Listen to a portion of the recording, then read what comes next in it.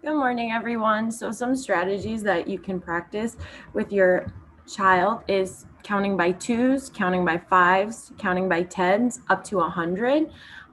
You can also use a number grid to help them until they get the hang of it. And then you could also play games such as fast facts. And these could be simple, such as what's 2 plus 2, what's 5 plus 2, so that the students get to practice math outside of the classroom. And the first two strategies can be used in day-to-day life. So when you're taking a walk outside, you, like as Margarita was saying, you could be counting cars, you could be counting steps. So it's something to get the students really excited and almost turn it into a game. And they would really, really enjoy that.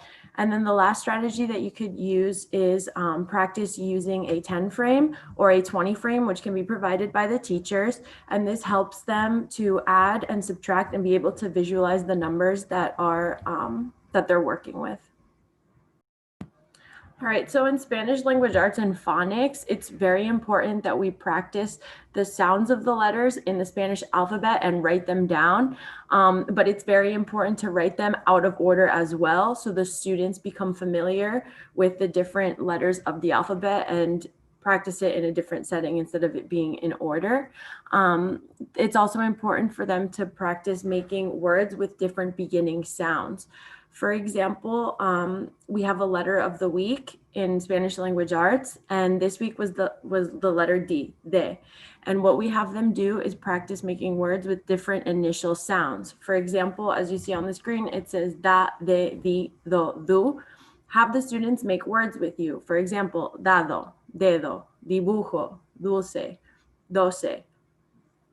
And that way they're practicing making different sounds, saying words, and listening to the different sounds that they are saying. You can also emphasize, oh, what letter are we working with, so that they get a reminder of what they're practicing. And then also it is very important to read and to ask comprehension questions. Something that you could do with your students is practicing the syllables. For example, the word mano has 2 syllables. Ask them to tell you how many syllables. You can ask them to tell you what letters are in the words as well. This is something that we do in class as well to get the students familiar with different sort of phonics.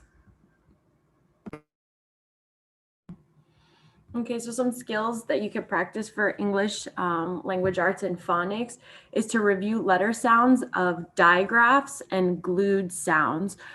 We do this in our foundations class, and the digraphs that you could practice are CH, TH, SH, WH, and CK. Have the students make words with them, tell you what the digraph is and what the letters are and what sounds they make. It's very important that they practice those sounds. We also have glued sounds that usually end words. For example, all, am, an. Have your child make words with you. For example, ball, ham, man. Ask them what letters and ask them what glued sounds are in the words. It's also important for the students to practice reading high frequency words.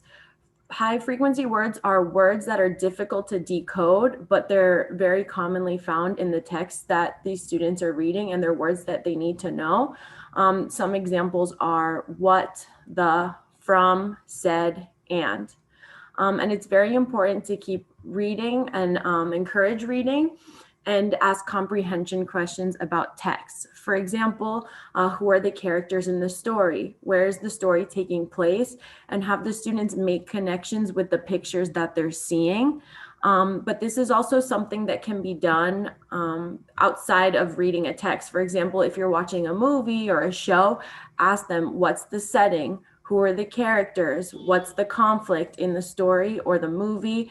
So that students can just keep practicing that.